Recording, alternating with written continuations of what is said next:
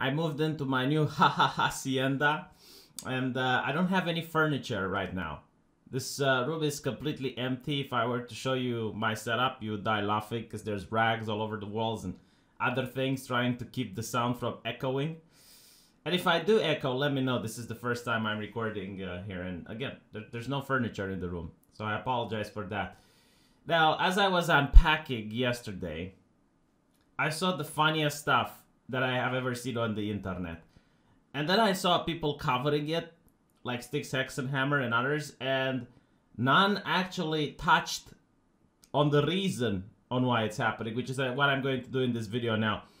Now, legend has it that Uganda is holding elections, and I don't know much about Ugandan politics, but I guess I can take a look and see the current president, which wants to secure your future if you're in Uganda. Look at that smile, the $1 million smile. That's beautiful. And then I guess this is the opponent, the opposition party. We got looking like a green beret, except his is red. And it's got the black power fist, showing his allegiance, not to the people, but to the Marxist ideology. And another mademoiselle underneath. She seems very posh lady, looking with a uniform that's giving her broad shoulders. I dig it. I dig it. More fists. More fists. I'm starting to suspect which side Twitter is on. I'm starting to suspect who will they side with in this election. Now, again, I don't know anything about Ugandan politics. I mean, maybe they're all Marxists. Or maybe they're the type of Marxists that actually improve the world. And in a couple of generations, the Ugandan economy is going to overtake Romania. I don't know. But what I do know is that the Ugandan government has decided to censor social media during the election period. So you can't go coochie-coochie with that lady you know from high school on Facebook anymore until after the election. So what brought this about? What caused this? This is what a lot of YouTubers did not cover, because it's very interesting. Why is it that all of a sudden a nation decides, yeah, you know what? We're going to just shut down social media. Yeah, it's weird. It's almost like they're China. Apparently, this happened because Facebook took down some accounts which backed the ruling National Resistance Movement. Ah, I see. So it's not like the government banned the phone company or banned the mail. Something that everyone can use, like a platform. No, it's more like Israel banning AJ Plus because they consider it to be foreign propaganda interfering in their government. Now, it's up to you to make the decision on whether you agree with this or not. Personally, 4 years ago, I would have said that this is horrible because the internet is indeed open for everyone. And it used to be a great tool for allowing the little people to call in government excesses. But after what we've seen during the last couple of weeks, I don't think so anymore. I don't think it's okay to allow a couple of unaccountable billionaires at Silicon Valley to decide who gets a voice and who doesn't. This politician gets to have the biggest megaphone that humanity ever created through the power of technology, and we're going to silence all of his opponents. I'm not very comfortable with that. I don't think that's the case. And, you know, the people at Silicon Valley, they always talk about, oh, we need to make sure that the elections are safe. We need to keep people safe. Well, if that's the case, wouldn't they be more safe without you? At this point, you have to ask the question. If the world is so dangerous because of social media, wouldn't it be more safe without it? And they don't like this. Oh my God, they don't like this conclusion because now Twitter is like a nation state and has this public policy bureau, the Foreign Affairs Commission, I suppose. And they tweeted what seems to be the funniest thing on the internet, because you see, I can't show you the responses that they got to this tweet. YouTube does not allow lewd stuff. They do not allow porn on their platform. And everyone from the left, everyone from the right is running train on Twitter in the comment section. This has to be one of the most ratioed tweets that I have ever seen in my entire life. It is that bad. Because it's funny, you know, especially coming Now, a couple of weeks after they decided to ban Donald Trump, something that scared the Mexican president and gave great concerns to Macron and Merkel. Like literally everyone is looking at this and they're going like, oh Dios mío, mein Gott, sacre bleu. Like everyone around the world is doing this. And yet they come up and they say that ahead of the Ugandan elections, we're hearing reports that internet service providers are being ordered to block social media and messaging apps. We strongly condemn internet shutdowns. They are hugely harmful. Okay, remember this, when Twitter decides to ban someone, they are being hugely harmful. That's what they said. You know, you can source it. Source, Twitter public policy. Whenever they ban someone. Violate basic human rights. You hear that? When Twitter decides to ban you, they're violating basic human rights. Source, Twitter public policy. This is not something that I'm saying, by the way. This is something that the Silicon Valley mad monk drunk with power, Rasputin, is saying. He went on, I believe, with Tim Pool. It was at the Joe Rogan show, and he literally talked about Twitter as a human right. I wouldn't call it a human right per se, but I would call it a utility. Imagine a world where the electric company could just say, yeah, you know what, we don't like the policy that this bank has. We think that it's putting way too many commissions on its customers. We're just going to shut down the power to this bank. Can you imagine that? Like, can you imagine the damage that it would cause if the electric company were to be allowed to unilaterally by themselves just decide who gets electricity and who doesn't? I'm sure like this wouldn't affect someone living in a rural village at the outskirts of Romania, somewhere in the mountains, that do not have electricity, still have a lamp and oil. Like they wouldn't affect those people. But anyone else that lives in a big city, oh my god, like that would be huge. And it's the same with the internet.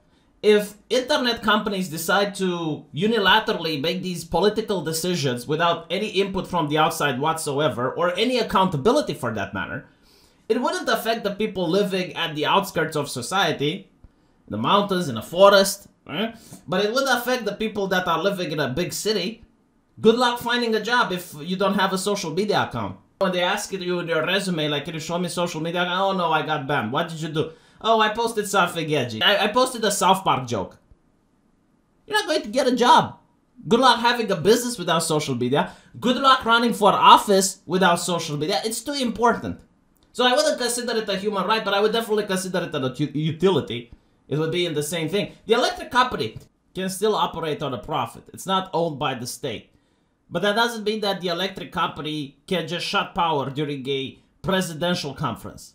No, but seriously, imagine that during a presidential debate, the electric company would just shut down the power. And they would be like, well, we don't allow you to platform bigots, so we're not going to do that. And then maybe they start a generator in order to rebring the power to the debate. And then the electric company would just shut down the power to any store within the nation that's selling generators. Imagine how crazy that would be. Imagine what would do that to society. Could you even operate a functioning society if the electric company could decide, okay, well, you get power, you don't get power? Can you imagine how far ahead the people that get electricity would go next to the people who don't? And again, at the end of the day, I don't consider electricity to be a human right, but it is definitely a utility, something that people need, and people who have, like, would have such a massive advantage over the people who don't. You can still live without it, but like, good luck getting ahead.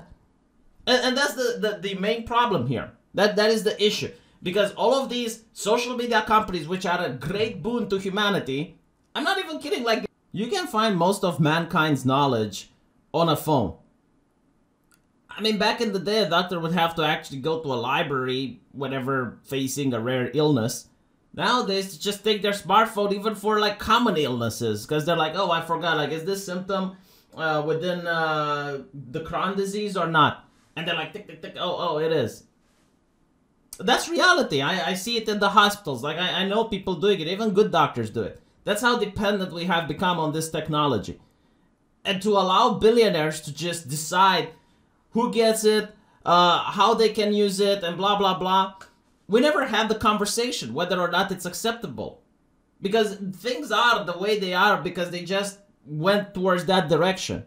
I'm pretty sure, like, I am willing to bet, if you had a time machine and you'd go back into the 60s and you tell the governments, the world governments, hey, there's going to be this technology that allows a person from Russia to communicate with someone from the United States, unhinged, with no censorship whatsoever, and people are going to play games together and whatnot, they would not allow this technology to happen.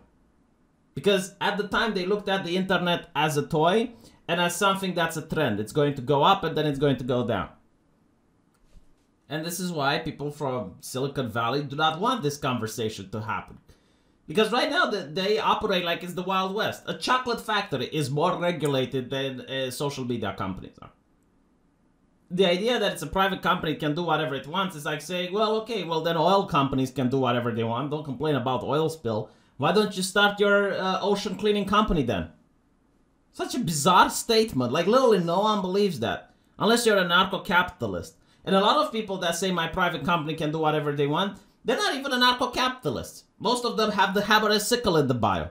Very bizarre. I like to call them strategic ANCAPs. Because with other companies, they don't care. It's just like the companies that they like. Which allegedly are on their side. I find that to be absolutely hilarious. Like thinking that billionaires are on your side. Yes, they definitely care about you. But anyway, right. So why do I think that social media doesn't like what Uganda has been doing?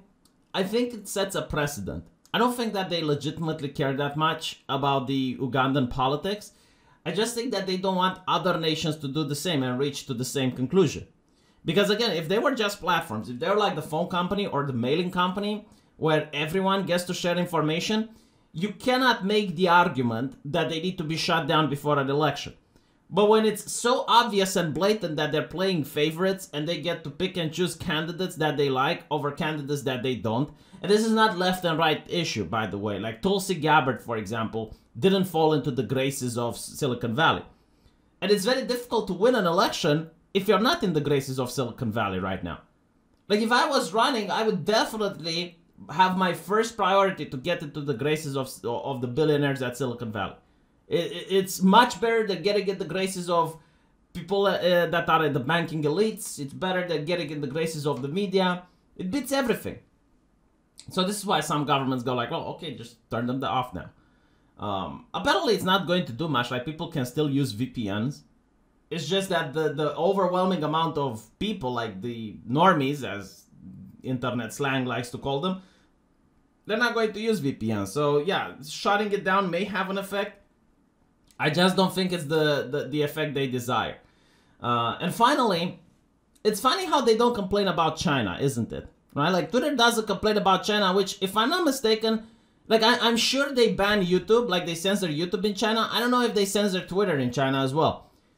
Twitter is not going to complain about that, isn't it? I mean, it likes speaking truth to power. It likes telling other nations like, oh, this is how you need to do democracy. But I suppose China has too much power, doesn't it? So all of a sudden, just let me know what you think, and I'll see you guys in the comment section.